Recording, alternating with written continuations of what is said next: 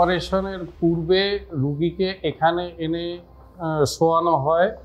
এটার হাইট উপর নিচে হয়, এটার মাথার দিক তোলা যায়, নামানো যায়।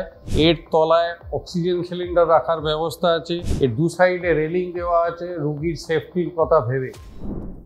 নমস্কার, আমি তমাল ভট্টাচার্য। এটা ভিটাডেল হেলথ কেয়ার।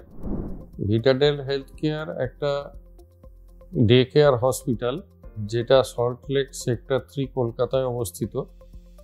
এখানে সকালে চিকিৎসা করিয়ে বিকেলে বাড়ি যাওয়া যায়, বা খুব প্রয়োজন থাকলে রাত্রিটা থেকে পরের দিন বাড়ি যাওয়া যায়। এটা প্রি অপারেটিভ এরিয়া। অপারেশনের পূর্বে রুগীকে এখানে এনে শোয়ানো হয়। এটা যেমন বেড, সেরকমভাবে ট্রলি। এটা মুভ করে, চাকা লাগানো আছে। এর তলায় অক্সিজেন সিলিন্ডার রাখার ব্যবস্থা আছে। এটার হাইট উপর নিচে হয়, এটার মাথার দিক তোলা যায়, নামানো যায়।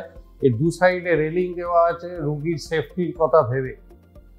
এখান থেকে রুগী এই ট্রলি নিয়ে অপারেশন থিয়েটারে নিয়ে চলে যাওয়া হয় এবং সেখানে রুগী শুয়ে অপারেশন হয়।